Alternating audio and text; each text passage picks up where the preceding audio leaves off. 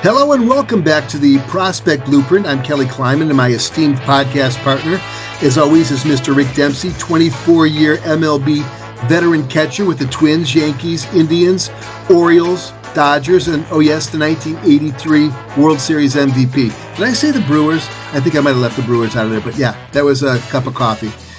Before we officially introduce our guest today, who just so happens to be Greg Mamula, the head coach of the U of Delaware Blue Hens. Rick has opened a state-of-the-art baseball facility in Baltimore, and we have to give it props. It's called Rick Dempsey's Baseball Warehouse. Rick, tell us about your big summer and the new facility.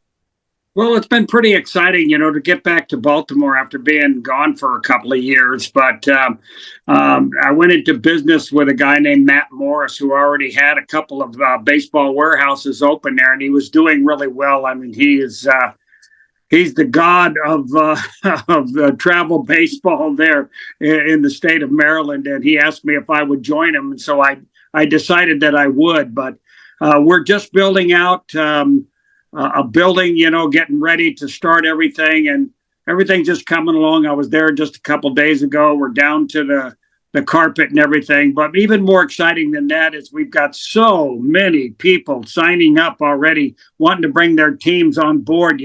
I've got a great coaching staff, Mike Bordick, and quite a few other people. Cal Ripken's son, Ryan Ripken, is going to help us run the entire building, which means Cal Ripken himself will probably have a touch here and there, coming in to see the players and everything. But I've got 7 professional players, and all of them have done great with the Orioles. So we're really looking forward to get opened up on the 6th, 7th, 8th. There's 3 days of grand opening, and it's just it's been a lot of fun so far. I had a little session with 27 catchers the other day, and it went really well, all ages.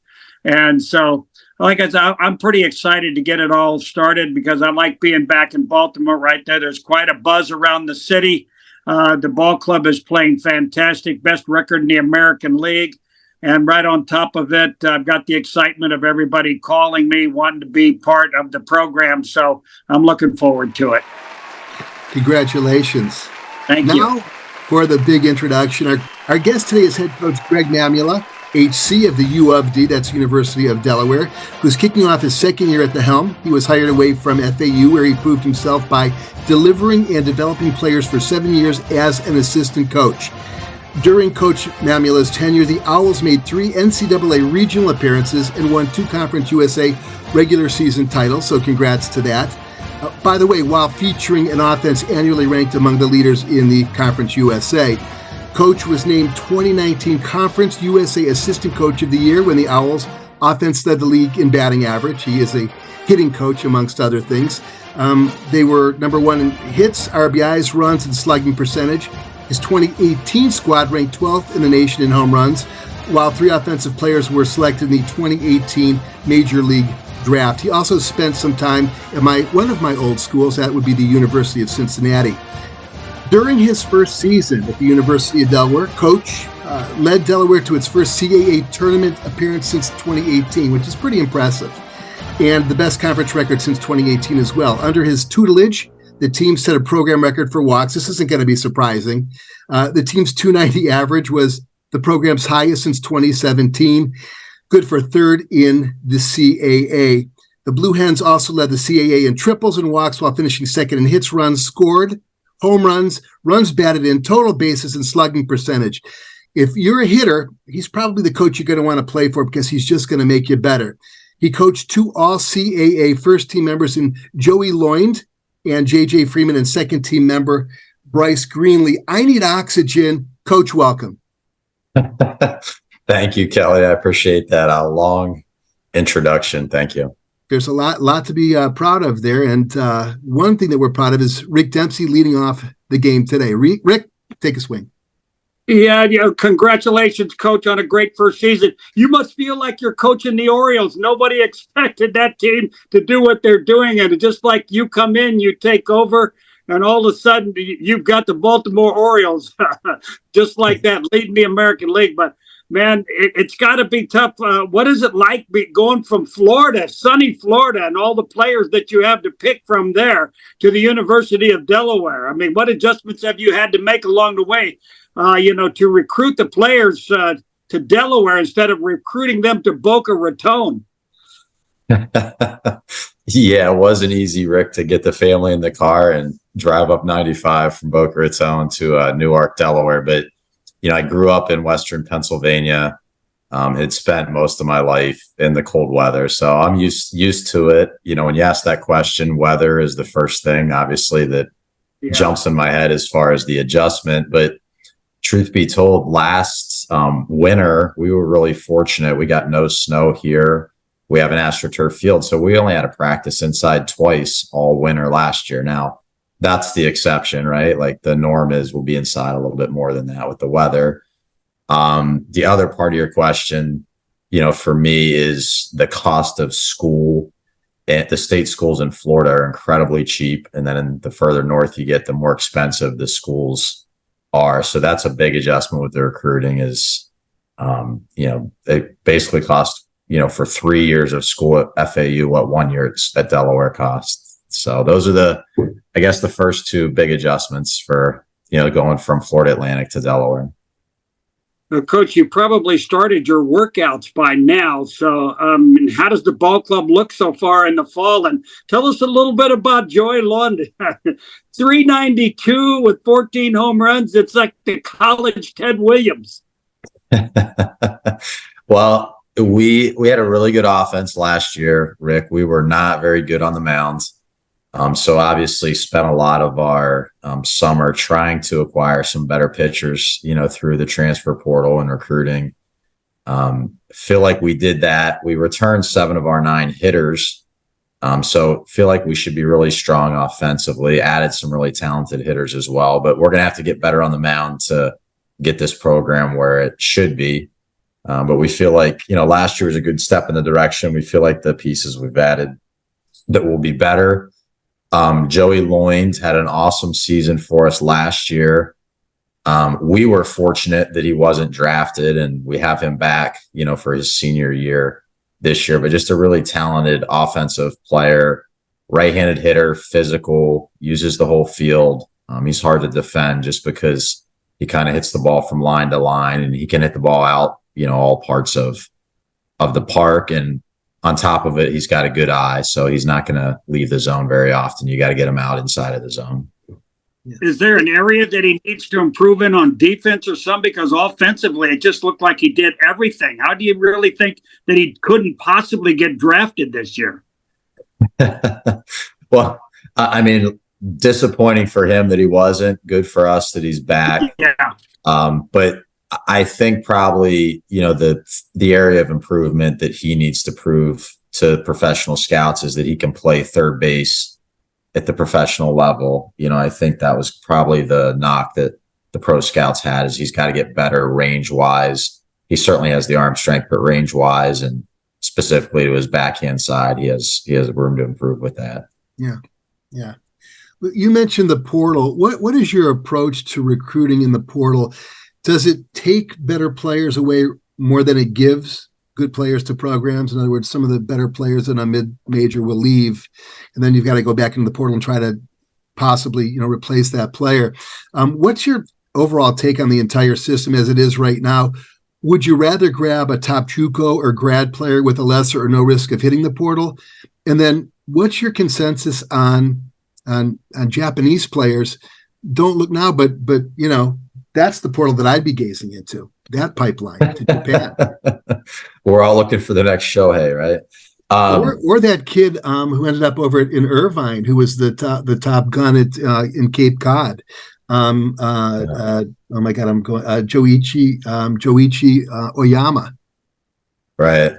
Hell of a my take on the portal, Kelly, is I think the majority of it is good in that it allows the players that maybe aren't playing or having the role or having the experience they want to kind of advertise themselves, that they're open and looking for other schools. I think we need to embrace that as coaches. The ugly side of it is there is some poaching going on where kids are away in summer baseball and schools are trying to recruit them away from their current program. So that's kind of the ugly side of it. And that really just started to happen in our sport this summer. I felt, the previous summers, I felt like we kind of had the little bit higher ethics than the football and basketballs of the world, but we took a step backwards this summer with the ethical part of it. But for us, we're always going to get our best players or try to get our best players through the high school route. But, as you get into the season and you start to see some of the holes of your baseball team, and the quickest way to fill them is with guys that have proven themselves and have had success on this level already. So we're not going to be afraid to use it, but it certainly is not going to be our main source in our program for recruiting. We're going to be built on getting talented high school kids and developing them. Yeah. Yeah. With the assumption that you've had a lot of really good players approach you to play with you for the obvious reasons, people send you a ton of emails. How do you decide which emails to open, which calls to take, and private athletic advisors to listen to? And what's your advice to kids trying to contact you? Because it is very difficult. Yeah. We in our office, Kelly, as long as they put our name on the email, as long as it doesn't say just, "Hey, coach," we're going to respond to it. We take pride in doing that. It can be overwhelming at times, but I try to put myself on the other side of it. And I actually have a son that's a junior in high school that hopes to play college baseball. And, if the kid's going to take time to sit down and send us an email and type our names and the name of our school, we at least owe it to him to respond to us. And, there's the 2% of emails we get that have a video attached that you watch the video and you like, wow, we got to learn more about this kid or figure out a way to see him, sort of thing. I mean, the majority of them, you're going to watch the video and he's not going to jump out at you as being a difference maker, off of video. That's not an easy thing to do. So that's that part. Video, obviously very helpful, but inevitably it's always going to come down to seeing baseball players with your own eyes. Those are going to be the guys that we recruit 95% of the time, are guys that we have seen play multiple times, especially with hitters, right? You need to get a lot of at-bats for those guys. Pitchers, maybe not quite as many outings need to be seen to recruit that kid, but it's always going to be with our eyes. So like in the Division I, the recruiting period opens up this coming Friday, and we're now allowed in Division I baseball to have 4 coaches out, and we're going to have, we're going to be on the field developing our players within the NCAA rules. But if we're not, we're going to be out recruiting, all 4 of us, just trying to see as many players as we can.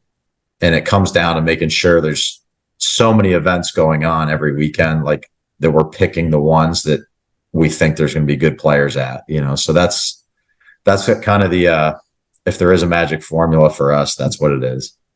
I was just going to wonder, with the team that you have that's already pretty good, how aggressive can you possibly be? Are you going to be out to the West Coast and Texas and even Florida to try to get the better players to give you a better chance to win?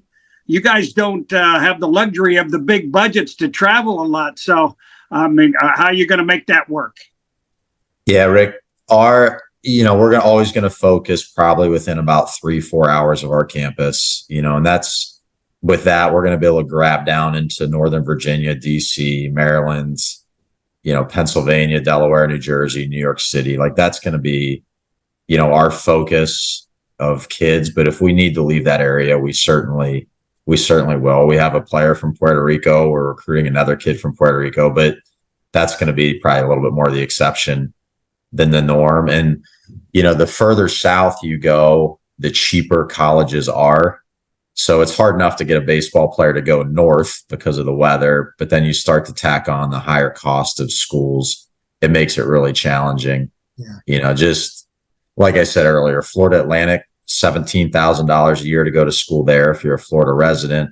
Delaware, if you're an out-of-state resident, we're like $53,000 a year. So it's like night and day. I obviously we have tried to recruit some kids from Florida, and when you tell them $53,000 a year, like most families down there, that's what they're expecting to pay for 4 years of college, not for one. Becomes challenging that way. And then on the opposite end, as you go up into New England and tell those people it's only $53,000 a year, that's cheap to them because many of the schools in New England are $70,000 a year. Yeah. I see you guys started off last year versus Ole Miss. You played Maryland a bunch of times, certainly not backing away from the fight, but any big names for this coming spring that you can tip us off on? No SEC opponents this year. No, we got our tails kicked in at Ole Miss opening weekend last year, but this year probably Maryland and Rutgers would be the biggest series. We play Maryland twice, Rutgers 3 times this coming year. Those would be the bigger marquee matchups, I guess, on the 24 schedule. Well, the schedule's actually being made now, right? Or has it already been decided and has it been confirmed? The dates and opponents are all decided. It's the times usually that we're still working out a lot of times, when you get to this part of the year. But everybody has a really good feel for what their schedule is. And then usually in November, December is when they start to release the schedules. And like we have our non-conference weekends already done through 2025 and have already started working on 2026. So it happens pretty early. Now, you had a question that Rick wasn't able to ask only because his screen froze up, which I edited out so the peeps at home don't even see that. But what is your pitch to a prospect who's come to a camp or one that you've seen at any one of the many showcases that are out there? How do you convince somebody to become a Blue Hen? $1 million question, right? Yeah. So I'm going to turn into my recruiter mode here on you, Kelly. But our offering is if we can get a kid on campus, we have a really good opportunity. It's a high-end academic school. We have a really high academic profile that continues to be raised. We have a beautiful campus, and it's a great college town. The main street of Newark, Delaware runs right through the middle of campus, which makes for a great setting and makes the school popular. And then the athletic facilities would really surprise most people when they walk into our campus and see what we have to offer from a facility standpoint, namely our weight room, training room, student athlete cafeteria, academic services building, turf, lights, stadium, new dugouts, in the process of building an indoor hitting facility, all that stuff. So we have a lot to offer there. I would like to think, the prospects for where the program is going. Obviously we want to attract kids that want to win, play for championships, play in the NCAA tournament, and get the opportunity to play professional baseball. That, our track record is a coaching staff of developing those guys and getting kids that opportunity to play in those, 4 championships and then to move on to professional baseball. I would hope that, the whole package of those things are attractive to student athletes who want a great experience playing college baseball. And then how about this for a recruiting tool? The fact that you're pretty well connected with some of the better summer leagues out there as well. What are some of the summer leagues that you've played? This is completely off script, by the way, but I'm in the middle of that right now. So what are some of the better, let's say the top 5 summer college leagues that you're involved in or have placed players in? Yeah, well, it's not a league, but it's a team. Team USA is the ultimate summer experience for guys. And I've been fortunate to coach a couple guys that have got that opportunity. That obviously isn't as much a connection thing as an earned thing, by the player. The Cape Cod League is obviously paramount amongst, the summer collegiate league. So for all of our guys, that's the goal, is that they get the opportunity to play in the Cape Cod League. We have 3 guys going there next summer.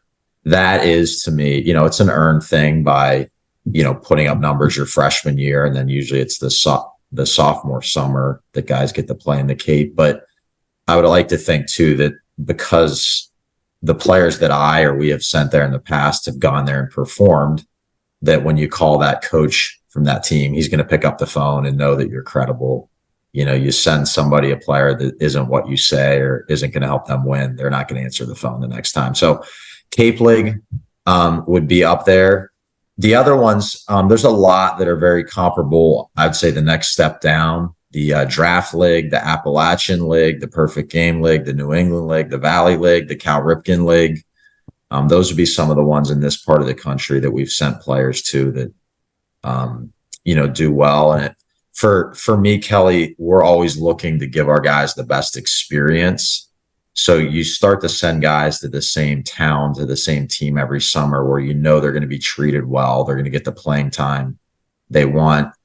And it's going to be a good experience, for them. So for me, it's more about team than league. And like everything, it's about being with the right people. You get with the right manager, the right general manager, the right players, the right town, the right fans. It's a great experience for the guys. Yeah. Summertime's great. Now, Rick, you got some catching question. Oh, I do. I mean, Coach, I've been watching a lot of Major League games since I left Baltimore. And the analytical approach has really come into the major leagues. And I think the worst position, and I want to get your opinion on this, I think the worst position at the major league level right now is catchers, because they all want to go to that one leg thing, sit down on the ground. They think they're going to give low targets, but I'd say probably 80% of the time they're giving the target up above the belt. So I don't understand that approach, because in all the games that I watch, and there's quite a few playoff and World Series games that are determined by 1 and 2 runs, and you see the catchers back there just playing off, missing so many balls, runners going into scoring position, third base, less than 2 outs, some of them scoring. What is your approach to the catchers at your level, and what are you teaching them? Yeah. I feel silly answering this question with your experience and pedigree, Rick, behind the plate.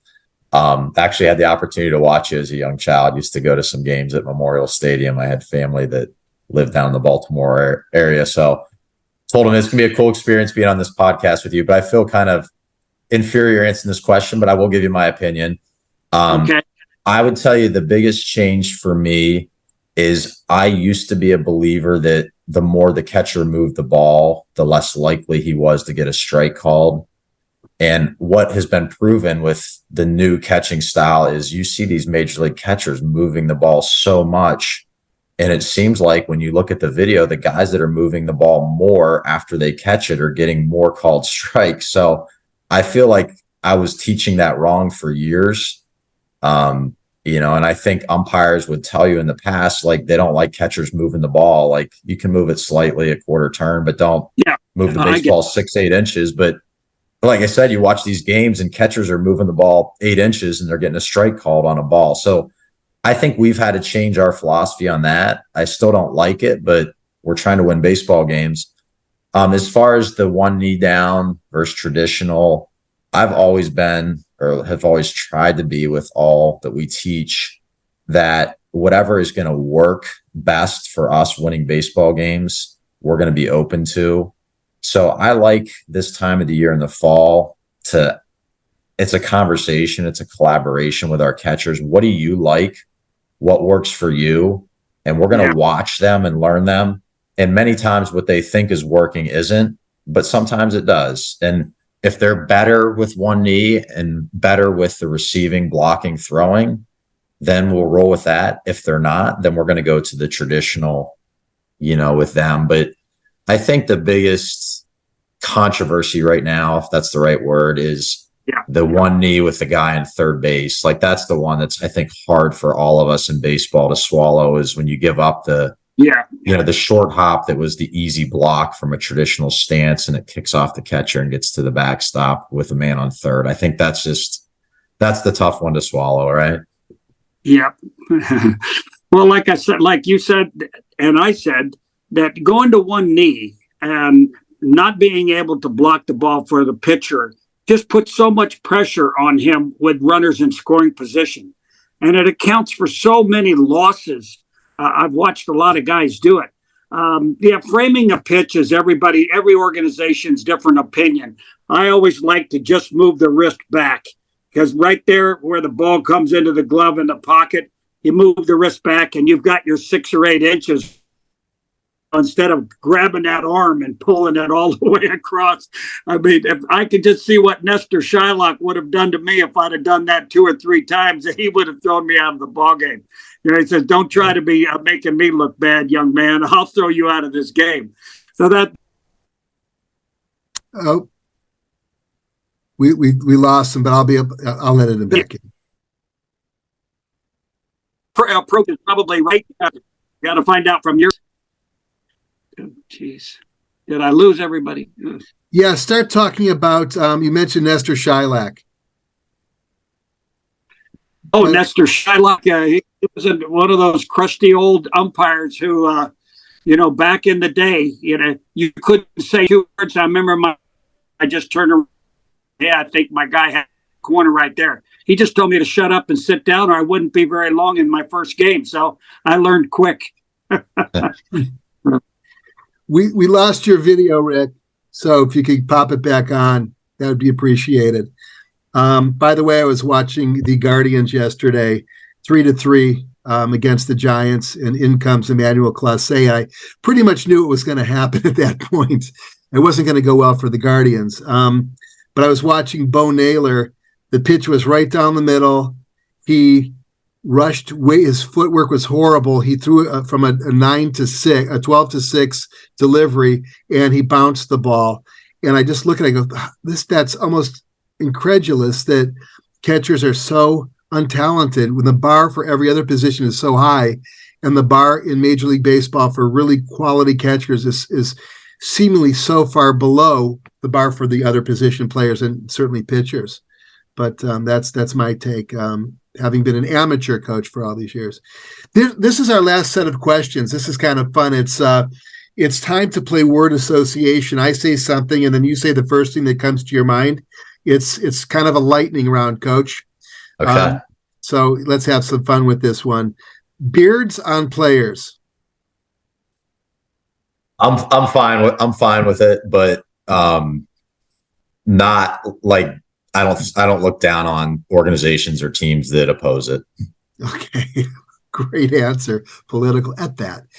Players with huge social media following. Social media, we got to stay positive. As long as there's nothing negative they're putting out, I'm good with it. Keep it appropriate, keep it positive. What percentage of umpires' calls, other than balls and strikes, are actually the correct call?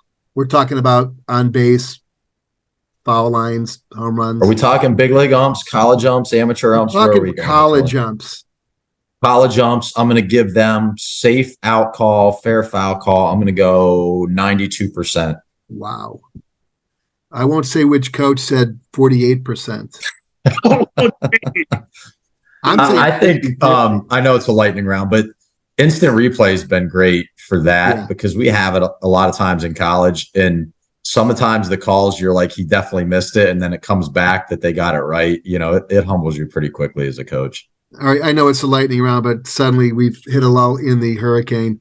49% of all home run disputes were reversed in Major League Baseball last year. It's crazy, isn't it? Okay. Taking a 3-1 pitch. Wild pitcher that might walk us 3-2, nobody in scoring position, I'm in favor. Okay. But if you just have a decent hitter up there, is 3-1 take automatic?